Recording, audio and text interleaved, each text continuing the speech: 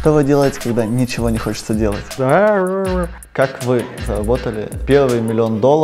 Договорился с пенсионером одним. Что дальше? Честно говоря, сам не знал, что я бизнесом занимаюсь. 15 лет уже купил машину. Маме это не нравилось категорически. Что вас мотивирует просыпаться по утрам? Я от этого получаю удовольствие от результата. Как вы обеспечиваете безопасность вашего бизнеса? Мы включаем музыку. В 2019 году мы познакомились с 25 бизнесменами из списка 100 самых богатых бизнесменов Украины. Сегодня мы познакомимся с человеком, чье состояние оценили в 2,5 миллиарда гривен или $90 миллионов. Начинаем!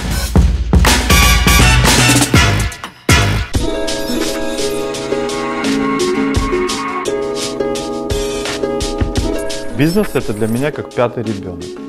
Мне четверо. Стресс — должна быть комфортная среда. И в этой среде быть счастливым. Судьба поддерживает именно только смелых. Компания должна выглядеть как свои 5 пальцев. Одна из пальцев, если травмировать, будет болеть вся рука.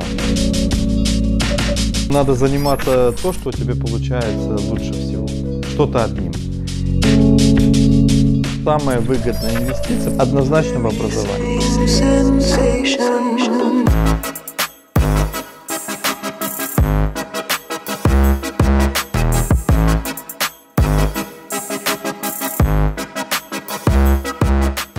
Как вы заработали свои первые $100 и в каком возрасте? Желание появилось заработать. Мама работала снабженцем в военном заводе, то есть Николаев это был закрытый город. Она отсюда для военного завода, который находился в Ереване, привозила всякое оборудование, значит, бытовую там и всякую разное. Да, там. Потом я заметил, что когда она отправляет грузовики и вагоны, у нее остаются остатки, которые выкидываются, остатки поролона. Вот. Потом куски гобелена, да, там вот эта ткань такой, красивая очень такая, твердая. Это уже приближалось к делу к 90-м, 88-й, может, год. Вам было тогда сколько? 13 или 14 лет, 14 лет, по-моему.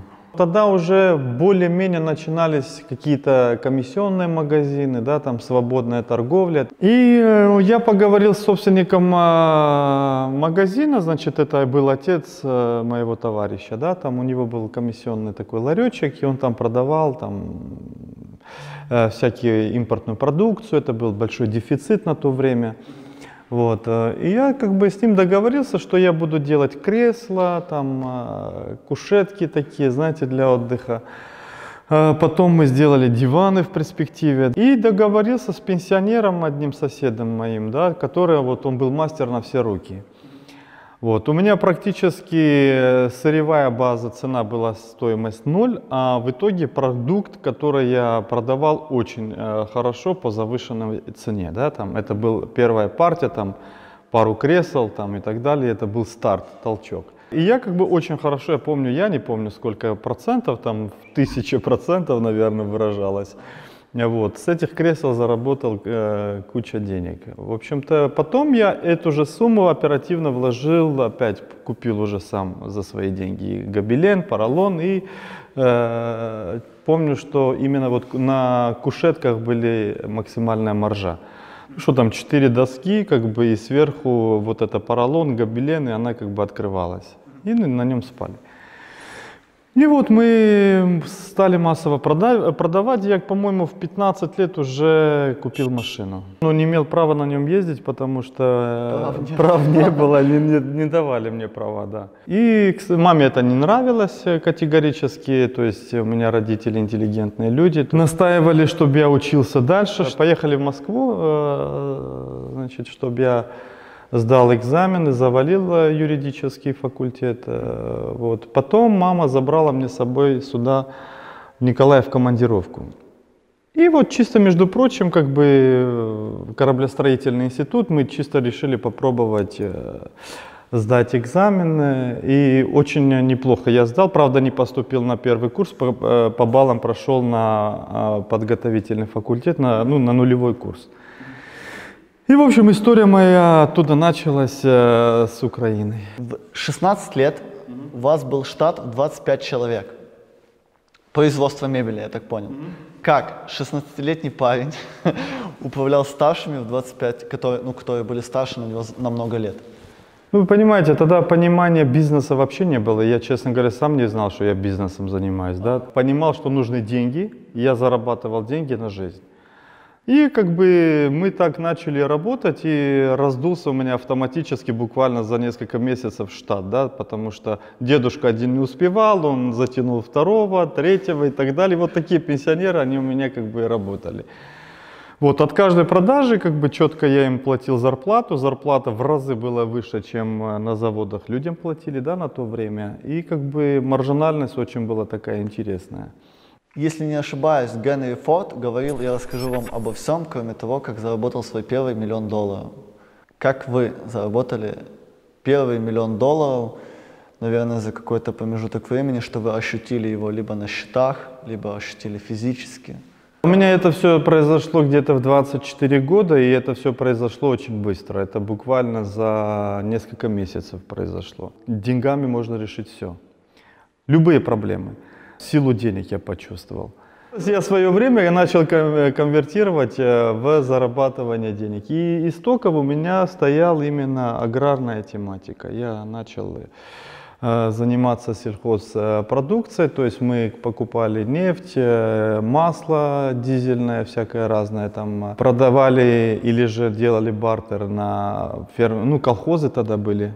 Получали у них продукцию, там разную, зерновые, масляничные, там свиньи, коровы, там все, и продавали. Какой год где-то был? Это уже ближе... 24 вам где-то, да? 24 мне уже полноценная компания была, то есть мы уже работали полноценно. Это я говорю где-то 16, 17, 18, 19, вот где-то вот в таком возрасте я был. У меня получается сыграть на падении. На скачках, да, то есть словил цену на подсолнечник. Был период, по-моему, гривна выросла в 2 раза, и подсолнечник процентов на 40-50 она выскочила. И я покупал семечку по 300 гривен и продал по 1700 гривен. Такая, ну это на тонны, да, там 1400 гривен маржи. Я успел несколько раз это прокрутить. За эти же деньги опять быстро у фермера покупал. 24 вам было? Да, это было 24. Я вот это буквально за месяц я эти сделки вот так вот выполнил кучу раз, вот покупал, продавал. Потом мне повезло, что на то время информационный поток у фермера был очень такой, знаете, медленный. Это сейчас он с айфона уже знает цены на Чикаго, он знает цены по всему миру, сколько его зерно стоит и жестко торгуется. А на то время как бы эти цены очень медленно к нему доходили, потому что была очень примитивная перевалка в портах, то есть логистика примитивная, ну все было очень сырое такое, знаете, и как бы когда живые деньги, то они были уже счастливы. И я как бы тогда в 24 года заработал $1 миллион, да, у меня так получилось. Абсолютно открыто, у меня не у Генриха, не как Генрих Форд, да, все было прозрачно. У вас был момент в 2008 году, когда при кризисе вы попали на минус $10 миллионов. Угу. Как вы вышли с этой ситуации? Ну, это в 2008 году это все случилось, когда рухнул, значит, рынок, да, полностью, значит, полностью у нас были договора кредитные, да, то есть, и мы не могли дальше по этим договорам кредитоваться. Компания была около $17 миллионов кредитный портфель, вот, и когда все это остановилось, то есть все банки одновременно захотели получить свои средства обратно. У нас это не получалось делать. Мы просили кредитные каникулы, мы просили продлить это все, да, то есть с многими банками это получилось, а некоторыми не получилось. У меня после финансового кризиса, то есть утром мы просыпаемся, то есть минус около $10 миллионов, общей дельте, да, то есть куча активов недвижимости. Тогда около 400 человек у меня сотрудников было, да, то есть и зарплату надо выдавать, в счетах пусто. А вот это был момент, когда надо было действительно напрягаться и все начинать с нуля. Занялись оптимизацией, то есть открыли новые рынки и пошли двигаться. Промотай сегодня. Что это? Скажите, пожалуйста. Мы входим в пятерку крупных компаний как элеваторщики, да, то есть у нас где-то 1 250 000 объем хранения. Компания Prometey работает 1000 человек, объем продажи около 1 000 000 тонн. Больше половины это на экспорт. Структура управления очень несложна. Меня стыкуется, да, там 4 руководителя, это там, где я оперативно участвую. В них дальше уже другие руководители, директора, в них больше, и вот так вот эта сеть так растет. То есть есть логистика, есть элеваторы, есть торговля, есть внешняя экономика. Везде есть генеральные директора, которые стыкуются в меня, а в них уже стыкуются у каждого там по 50 человек там, и так далее. Вот, а ниже еще больше, и вот эта елка вот так вот стыкуется в меня. На самом деле я не в оперативном управлении, я, скажем, в глобальном управлении. Но я нахожусь, да, я нахожусь в управлении, мне кажется, это надо делать. Мне кажется, что собственник компании должен жить в той стране, где он работает. Какие метрики вы сейчас отслеживаете сами? Ежедневно, еженедельно, ежемесячно? Утро начинается, это поступление товара за ночь, за прошлый день. Потом начинаются торги, то есть мы каждый вечером, да, в 5 часов вечера мы устанавливаем цены внутренней закупки у фермера. И торговцы, это как большая биржа у нас, да, то есть 50 торговцев сидят и закупают. А в течение дня трейдера, там их 4 человека, которые продают. То есть одни продают, другие закупают. Дают цены, здесь закупают. Я смотрю товар, сколько товара двигается на элеваторах, какие, скажем, группы товара надо продавать, в короткую или в длинную. В каких группах товара мои аналитики считают, что надо сидеть в позиции, там не продавать. Где рынок скачет, там играть на этом, на падении или на поднятие цены. Вот. Ну, в основном моя задача это трейд. Хотя я неплохую команду собрал сейчас трейдеров, то есть я от этого тоже пытаюсь отойти. Вообще роль предпринимателя это не управленец. То есть четко надо вести границу управляющей компании и собственник компании. То есть предприниматель и управляющий. Да, то есть предприниматель должен создать, довести до такого какого-то уровня, который он может сам себя обеспечить на самоуправление и на самоконтроль, назначить главного и отойти от этого. Да? Потом создать другое или туда же создать еще одно и их соединять. То есть роль предпринимателя это как творческий процесс больше художника, который постоянно творит, рисует. То есть создал, передал, создал, передал. Если ты создал и дальше управляешь, ты становишься управленцем. Как вы обеспечиваете безопасность вашего бизнеса? Юристы, СМИ, там, цивильные методы, пикеты, да, вот эти вещи, когда работают, значит, мы понимаем, что определенную меру, да, там можно дальше инвестировать. Если эти вещи начинают не работать, значит, наступает момент анархии, беспредела, и этот беспредел сходит с рук с чиновника. Понятно, если бизнес такой, на него смотрят выше чиновники, если еще больше, еще выше. Да. Огромное количество пикетов, огромные суммы денег я вкладывал в это всего, добились справедливости. У меня очень сильно развито чувство справедливости. Когда идут принципы, уже вопрос денег не стоит. Не стоит абсолютно, плюс бесконечность. Вот сколько есть, до нуля потрачу, лишь бы... Да, вопрос принципа. Когда принципы важнее, чем деньги. Когда был этап, когда я зарабатывал деньги там, на жизнь, на покушать, на инвестировать в бизнес, да, и так далее. Когда эти вопросы все были закрыты, уже принципы становятся выше всего. То есть мы были первые, последние, единственные, которые мы в Киеве пикетировали, администрацию президента, ДФС Украины. Мы пикетировали Генеральную прокуратуру, то есть это было неоднократно. Вот, и смогли достучаться, что мы правы. У нас абсолютно законная позиция. Да, то есть и чиновник, который просит взятки, да, там просит грабить компанию, которая создает, там, где люди зарабатывают, люди получают зарплату, живут с этого, это недопустимо. Что вы посоветуете делать? Давать взятки, не давать? Вот какой алгоритм действий? Вообще нельзя с такими общаться. Вообще вот... Не вести переговоры. Вообще абсолютно.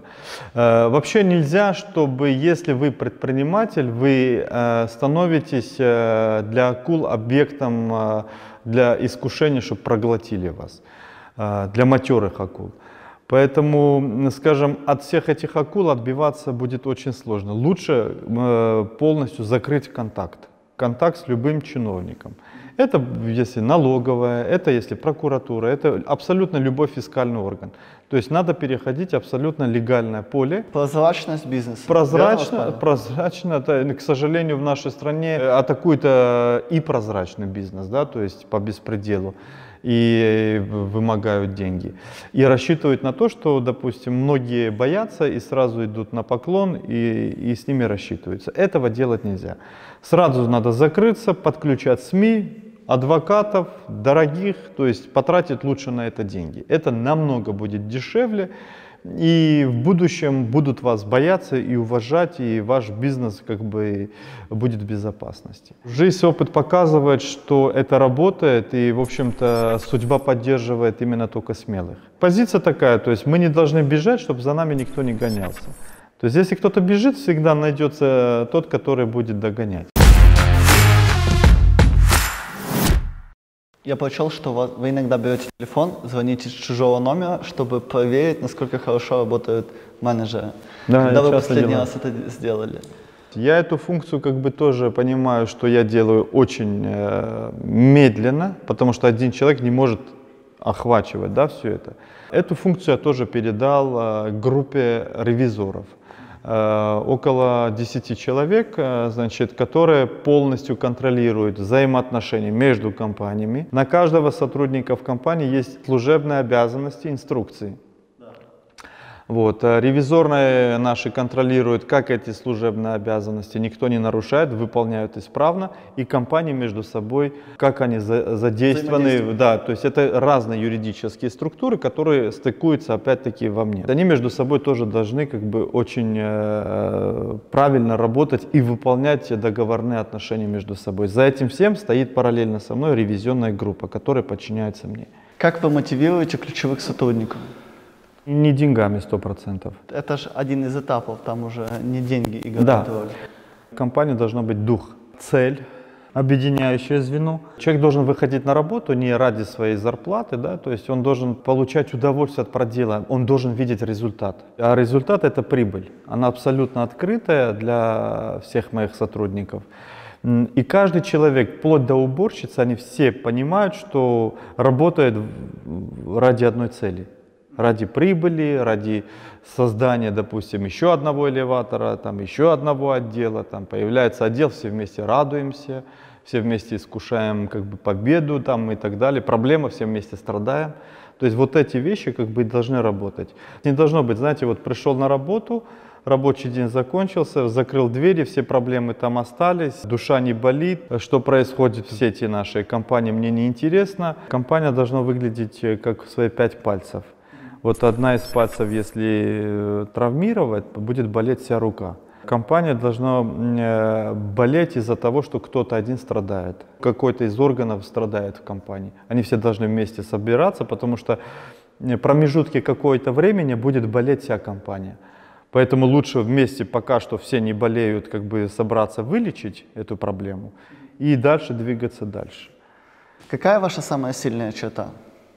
Вот момент принятия решения, когда совещание, когда какой-то вопрос мы решаем, да, то есть полная демократия, абсолютно, обсуждение, демократия, каждая мысль рассматривается, расписывается, изучается, да, то есть все абсолютно. Но когда уже подписан меморандум, когда мы уже приняли решение, полная диктатура. Какие основные ваши ошибки личные, которые вы прожили, да, в бизнесе, когда вы строили ваш бизнес? 2008 год был четкий показатель. Очень важно правильно инвестировать. Ну, это если мы говорим за класс средний бизнес, да, то есть есть у тебя уже прибыль, да, то есть ты инвестируешь. То есть у тебя есть длинные деньги, у тебя есть возможность короткие деньги инвестировать. Короткие — это кэшфлоу, оборот и прибыль. А длинные деньги – это, скажем, объект недвижимости, например. Объект недвижимости, срок окупаемости 10, 15, 20 лет, 5 лет, да, там. А оборотка – это быстрые возвраты с маржой, минимальной маржой, но быстрые, оборотные. Да? Заработал деньги, четко, правильно надо понимать, уходишь ты в длинную позицию, длинные инвестиции, или ты уходишь в короткие. Вот здесь четко надо правильно высчитать. Не переоценивать длинные инвестиции и короткие инвестиции. Очень надо аккуратно работать с кредитами. Что для вас короткие деньги, да, и как вы диверсифицируете свои риски, что для вас длинные деньги? Короткие это деньги, я говорю, да, там это оборотные деньги. Купи-продай, маленькая маржа каждый день, там, да, там это кэшфлоу. Длинные деньги это покупка недвижимости, оборудования дорогого, еще что-то. Вот эту границу вот надо четко понимать, бизнесу нужны короткие деньги или длинные деньги. Нельзя брать длинные деньги, вкладывать в короткие, или нельзя брать короткие деньги, вкладывать длинные. То есть это глубочайшая ошибка. Самый сложный день в вашей жизни. Вспомните, что это за день был? Вы знаете, наверное, 2008 год. И это я всю ночь не спал, и я как бы чем глубже, тем дальше начал осознать, что утром будет тяжело очень, да, это наступает капец. Ну, когда все вот эти фонды начали сыпаться, да, то есть это в Америке, мы всю ночь сидим возле телевизора, и оно все сыпется, вот такое происходит, ну, шарик когда лопнул, знаете, то есть. И я раньше всех уже на следующий день пошел все банки, как бы, и все. И они сами не осознавали, что произошло, знаете, то есть я как бы раньше всех уже... Успели часть денег снять? Ну, не снять, а выплата процентов я все полностью остановил. Вот, потому что они сами не смогли выполнить те кредитные обязательства, которые обещали. Да. Если бы они кредитовали бы дальше, как бы я бы закрыл бы одни, как бы, да, там я бы нашел бы эти деньги, то есть, а у меня покупатели застряли, обанкротились, продавцы остановились, полный дефолт, ну, знаете, то есть все не выполняют обязательства, и все стало. И все кричат. Паника, знаете, одни кричат, все кричат, дайте, там, одни товар верните, другой день, ну, в общем, вот такие вот сложные процессы. Для людей, которые не понимают, как работает ваш бизнес, как устроен трейдинг зерна в Украине, вот поэтапно?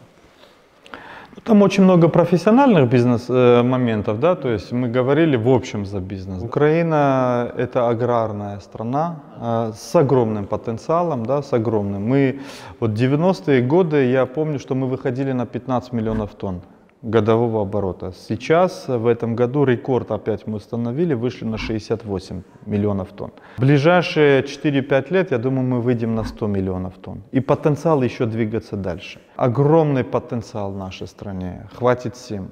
Очень важно, чтобы законы работали. То есть потекут инвестиции, понимаете? Вот как это выдали Арабские Эмираты, да, со своей нефтью, на самом деле это зарыто на Украине. Чернозем, который на Украине, да, то есть такого нигде в мире нету. Это качество земли, то есть, и это дар природы. Ты ж отсюда не вывезешь, да, ну хотя были периоды, когда немецкие оккупанты вывозили чернозем, да, со страны. Вот, и это дар сверху, да, то есть его надо просто-напросто качественно, правильно управлять. То есть надо, чтобы законы работали, надо, чтобы инвестор не боялся. Ну, инвестор, чтобы приехал, купил трактора, платил налоги, да, там, чтобы законы работали. То есть кто будет инвестировать, если он вложил деньги, и через полгода к нему пришли с обысками люди в масках. У вас же бизнес прозрачный, то, что вы говорите. Вы привлекаете, возможно, деньги тогда за границей, потому что там дешевле деньги. Да, мы привлекаем, да, мы привлекаем иностранные деньги, потому что вот Швейцария, вот мне даже вот недавно информация, то есть очень свежая, что уже ипотека пошла минусовая. То есть, чтобы человек брал кредит на 50 лет, да, ему за это еще платят. Вот минусовая пошла, понимаете? Вот насколько профицит огромный в мире денег, да, то есть 50 лет с пролонгацией еще на 100 лет. То есть 3 поколения могут этот кредит за этот дом рассчитаться твой. То есть дом тебе подарок, понимаете? Вот тебе платят деньги, тебе дают дом, Ну, там первоначальный взнос, там 10%, 5%, то есть там такое. Ежемесячно тебе еще за это платят, ты кредит практически не платишь. Ну, там колеблется про 0, минус, вот как-то так. Может быть, +1, +2, вот такие цены, да, то есть. А у нас по 10% даже сложно привлечь деньги годовые. По какому проценту вы привлекаете за границу? Ну, средний у нас 6-7%. 6-7%. Фокус сказал о том, что ваше состояние в 2018 году 90 миллионов долларов. Денег, скорее всего, хватит до конца жизни вас и ваших детей. 2 завтрака не съешь. Что вас мотивирует просыпаться по утрам? Ну, если я даже буду 900 или 9 миллиардов иметь, я все равно буду вставать и идти на работу. Потому что это у меня получается. Это, наверное, то, что я умею делать хорошо, лучше, чем многие, да. Я от этого получаю удовольствие от результата. Бизнес — это что? Это спорт. И в этом спорте я попадаю, допустим, в 100, да.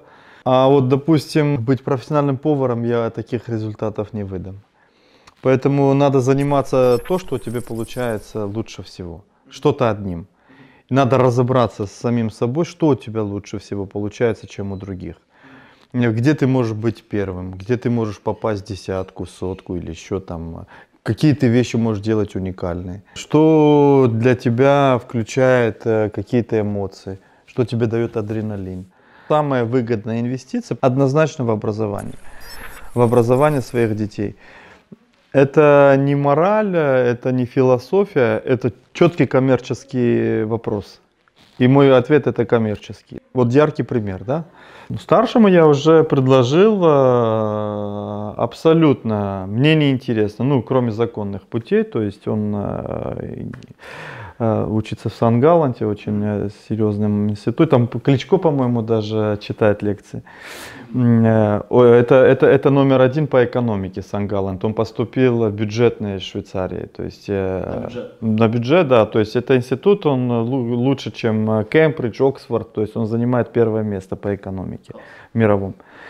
Да, и вот он туда поступил, и катастрофическая нехватка времени. Там, вот я ему предложил, вот шкала 10-20 тысяч долларов, зарабатывай сам деньги. То есть стартовый капитал, вот у тебя 10 тысяч долларов. Вот думай, как зарабатывать деньги. Мучается, да. То есть я говорю, на, бери любой момент там и так далее. Ну вот он схемы думает, ну как бы такое. Я его загнал в дискомфортную среду. Растет?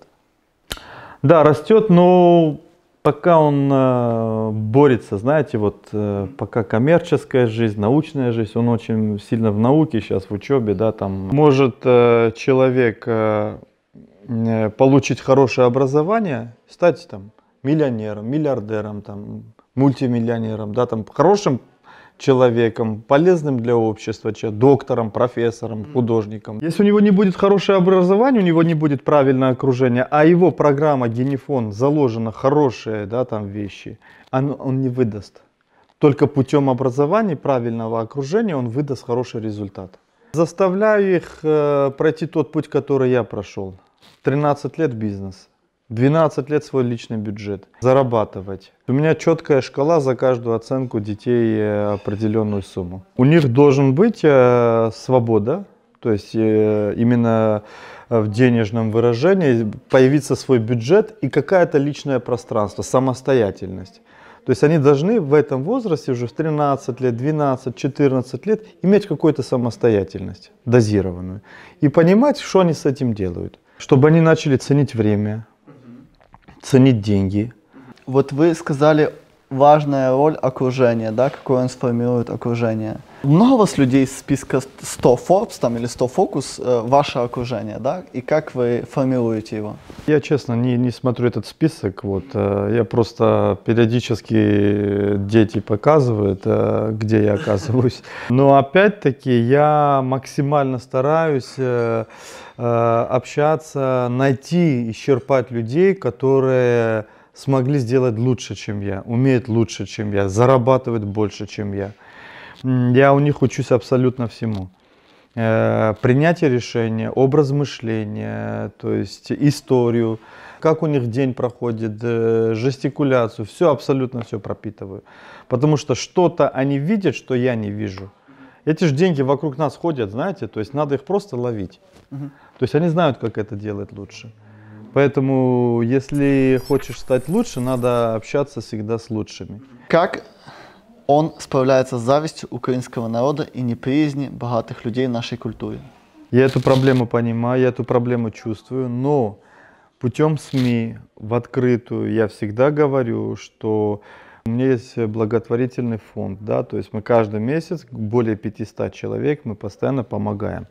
Финансовая помощь, лекарства и так далее, то есть я на это выделяю определенную сумму. Понимаете, вот после Советского Союза вот госслужащий это авторитет для людей, да. Прокурор это авторитет, да, там, налоговик авторитет, гаишник авторитет, госслужащий это большой авторитет, это бог. То есть, а бизнесмен это вор, это ворюга. Если он богатый, значит украл. Ну вот то время как было, да, то есть было равенство. Советский Союз, да, то есть все были равны. Если кто-то неравный, то есть лучше живет, значит украл. Он действительно воровал, то есть, ну, как бы человек, все должны получать 200 рублей, 250 и жить одинаково. Спекулянт. Да, если кто-то как бы жил лучше, то есть, ну, это воровали, по-другому там нельзя было. То есть не было законов коммерции, да, то есть коммерческих не было никаких отношений. И вот этот стереотип я постоянно пытаюсь менять. Вот во всем мире статус бизнесмена, он высокий. Он самый высокий. Почему? Потому что он работодатель, он социально ответственный, он платит налоги. Это единственный источник дохода, единственный, который пополняет бюджет. Да, то есть, а все остальные органы, налоговая, прокуратура, там, ЖЭКи, ну, все государственные органы, это статья расходов. Кто с украинских бизнесменов у вас вызывает уважение? Косюк, если вот так... Компания Kernel, да, там Андрей Вериевский. Это то, что касается аграрного направления. Нибулон, да, Алексей Афанасьевич Водотурский. В какой момент вы перешли от предпринимательства в режим создания капитала? Каждый человек должен почувствовать сам. Okay. Понимаете, вот мы говорили, да, там штанга, гири, вот эти вещи. То есть, если, допустим, ты усвоил, откусил, пожевал, нормально проглотил. А когда ты откусил, не можешь проглотить, оно постоянно оборачивается, тяжело, то есть, значит, дальше не надо откусывать. Да. Не, надо жевать, надо время. Понял. Не надо гоняться, там, я все понимаю, спорт, вперед и так далее, но вот эта скорость этой гонки надо четко контролировать. Что сыграло большую роль в вашей жизни, позволило добиться сверхрезультата? Если отранжировать от последнего к первому месту, вы сами как личность, крутая команда, семья, хорошая идея или поймали возможность? Вы знаете, мотивация, да, какая мотивация? Первый этап это, я говорил, да, то есть зарабатывать деньги, потому что я больше тратил. То есть делим на этапы, то есть работать, чтобы кушать, не голодать, чисто зарабатывать. Второй этап, пройден этот первый этап, да, то есть успешно. Остановиться на этом уровне неинтересно. То есть идем дальше, да, там второй этап, когда уже есть понимание, как зарабатывать, где зарабатывать, надо только желание, мотивация. Это любовь, это спорт, статус в обществе, статус бизнесмена по этим всем шкалам, да. Ну, вот эти вещи мотивируют. То есть много картин было в жизни, которые меня заставляли идти вперед. Долго пытался достучаться у крупнее бизнесмена больше калибра, чем я, и так и не смог.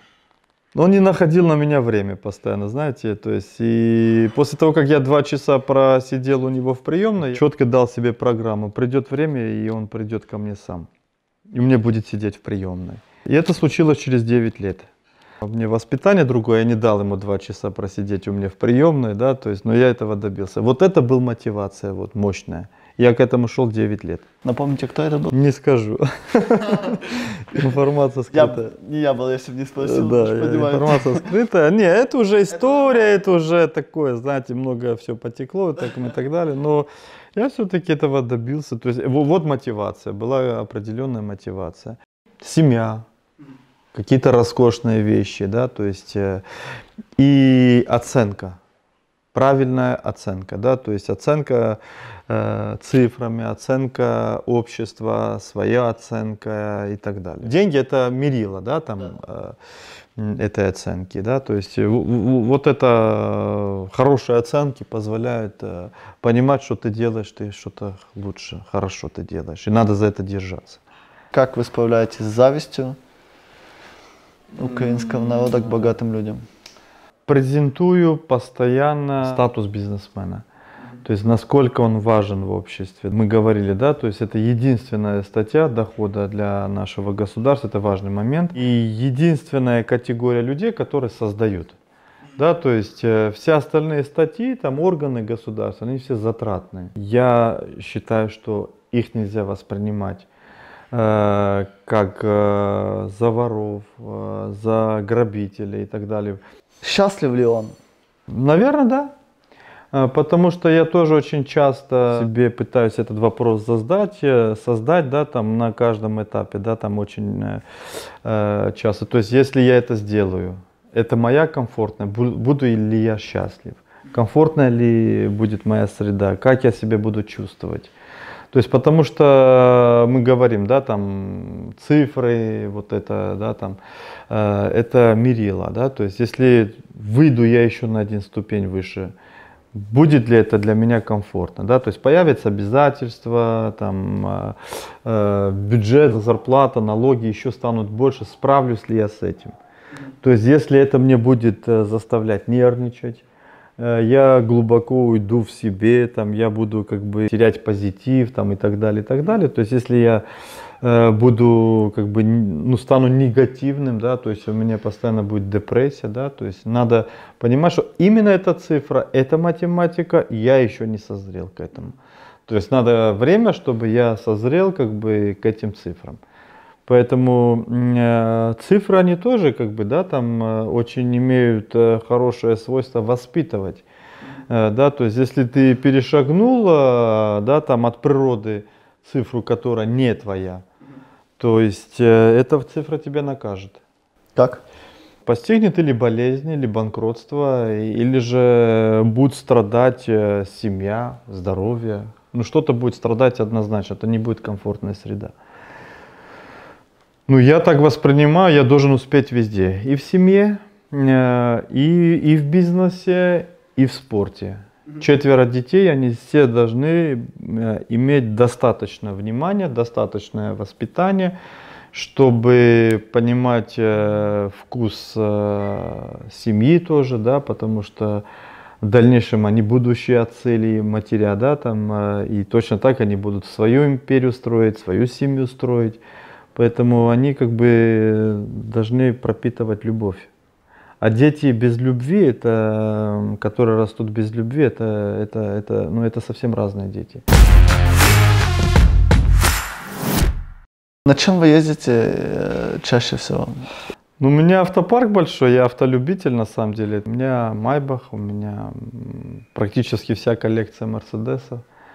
У меня Rolls-Royce, один англичанин, 2 англичанина, у меня Ягуар и Rolls-Royce. Ставить цели на год или жить в потоке? На год? Да. Как ваше мнение по поводу этого? Однозначно надо планировать. Да.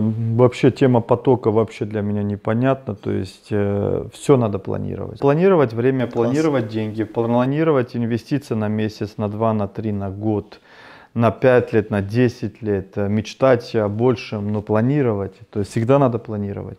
Смотрят родители, возможно, которые могут перенять. Лучшее образование — это первый, который от вас услышал. Второй — собственный пример. собственный пример. Третий — среда, окружение. И полный контроль. Ничего нельзя оставлять на самотек. что вы делаете, когда ничего не хочется делать? Бегать, спортом заниматься. Ваш стандартный день. Проснулись вы, допустим, чаще всего во сколько? Я в 4 просыпаюсь, иду бегаю, потом опять засыпаю, где-то в 8-9 я уже опять на связи. У меня есть группа трейдеров, группа торговцев, группа директоров, группа директоров элеватора, группа ну, в WhatsApp, да, там логистическая наша и так далее, все наши компании. Времен совдеповских, да, то есть вот это совещание, помните, вот это длиннючие столы, да, там, я не знаю, там человек 50, вот конца и края не видно. И вот сидит один, ну, знаете, ну, чтобы поменять этот стереотип, ну, он нужен. То есть люди должны увидеть, люди должны контактировать, услышать, видеть мнение, да, там, обмен опыта. Вот эти вот сборы нужны. Да, да. И они даже нужны чаще, чем Каждый день проводите их с утра? У нас нету, знаете, вот четко это время мы проводим совещание. Да. У нас это спонтанно получается. Вот проблема в группе кто-то написал, мы все зацепились, обсудили, выкинули. Это может занимать 2, 3, 5 минут, выкинули. Там, вот своего рода совещание. Там, через час опять какой-то вопрос. Мы все вместе обсудили, выкинули. Проснулись, побегали, открыли группы, посмотрели, что все окей. Да. Что дальше? Ну там не всегда все окей, то есть там... Решили, что не окей. Да, вот моя работа, вот получается, вот я это свел вот в этот телефон, знаете, блестящее создание человечества, да, то есть на самом деле... Все свел туда, я как бы комфортно могу ездить, вести переговоры, как бы привлечь, знакомиться с людьми, как бы вести свободный бизнес и в это же время чувствовать себя в детальном управлении бизнеса, хотя я не в детальном управлении. Обед 10, 11, 12, час, 2, 3. Как проходит ваш день стандартно? Ну, тренажерный зал с часу до 2, это 2-3 раза в неделю. В это время он как бы свободный, да, там все обедают. Я, чтобы эффективно провести это время, с часу до 2 в спортзал. Стараюсь убегать от незапланированных встреч. Встречи назначаю максимум 2-3, ну, как бы, когда притык уже сильный, максимум 4. В день? В день, да. То есть, больше. Да, и стараюсь в следующий день дни как бы нормально воспринимать, когда мало встреч. Вот эта гонка за встречами, да, там бесполезными, да, то есть это очень неправильно. Они изматывают. Изматывают, и личная информация, вот мозг это как жесткий диск, да, то есть если ты его загружаешь, да, там все загрузил, она же тоже ограниченная, да, то есть и все, и вот он как бы завис. И вот человек тоже зависает, да, то есть, а почему он зависает? Уходит депрессняк, ему ничего не хочется, на работу не хочется, все плохо. Почему? Потому что это перегруз информации. А во время сна, как бы, вот мозг, я так воспринимаю, как мозаика, да, там куча цветов там вот так вот разбросана. И вот человек, когда спит, вот у него получается один цвет, второй цвет. Бывает, когда вот вы утром встали, бац, там решение какое-то. Да. Вот это самое правильное решение. Вот надо вот это утреннее решение обратить внимание. Я вот сплю, у меня всегда рядом блокнот и ручка. Вот. В отелях тоже я четко смотрю, чтобы спортзалы работали круглосуточно, и чтобы у меня был рядом блокнот и ручка. Я, бывает, часто утром выскакиваю, смотрю записи, которые я не помню, что я уже писал. Да, там я выскакиваю, записываю, потом вырубаюсь. Да, там в темноте все это происходит. Да. В темноте. Да. И вот любые мысли, знаете, вот всегда говорю, что у ручки есть великолепная волшебная сила. Мысль, запись.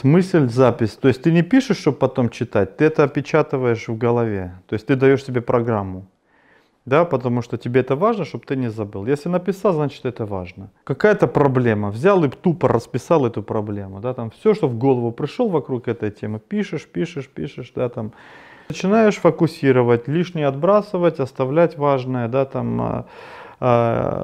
Планирую день обязательно. Вопросы делю на 3 части. Важное, нужное, будущее. Супер. Мы их так и называем секретарем, моим личным помощником. И корректируем. Вот, мысли пришли, чтобы ее не разбудить, она для меня круглосуточно на связи. Я через микрофон передаю ей информацию. Вопрос такой-то важный, вопрос такой-то нужный. Потом в течение дня, ну это когда свободное время, там есть время у меня, я корректирую. Нужное переношу, важное. А где это все она ведет? То есть надиктовали, она села, это где-то все оцифровала? Я ей говорю, это важное, это нужное, это будущее. То есть будущее двигается в нужное, нужное двигается в важное.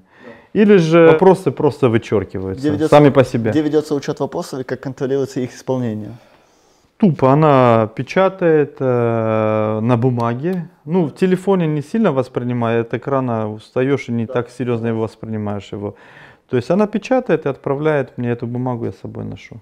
И беру ручку, иногда в самолете, там есть минутка ночью, время, там, во время там, пробежки, еще что-то. То есть я вычеркиваю, добавляю, то есть и оно работает. Что посоветуете тем людям, которые только на пути своего бизнеса становятся, которые смотрят вас как пример для подражания? Как им ускориться и быстрее перейти к этот путь, скажем, в 100 Forbes? Как не банально, но надо много работать. Надо четко понимать, что есть, мы говорили, да, любовь, отношения, эмоции, насколько это твое. Именно тот бизнес, который ты делаешь. И смотреть, наверное, за этими цифрами, за шкалой, да, то есть не надо перебарщивать. То есть достиг там, не знаю, там, $1 000 000, это твоя комфортная среда, может тебе 2, это уже некомфортная среда, останься там. Конечно, медленно, но всегда надо развиваться, но может быть миллиард это не твой. Много есть, знаете, звезд, которые должны в одну линию сложиться. Фокусироваться и любить то, что ты делаешь. Любовь к бизнесу, да, там, потому что все должны понимать, что надо работать на износ. Оторвать себя от семьи, там будет страдать и здоровье, и 5-10, то есть вот это все четко надо понимать.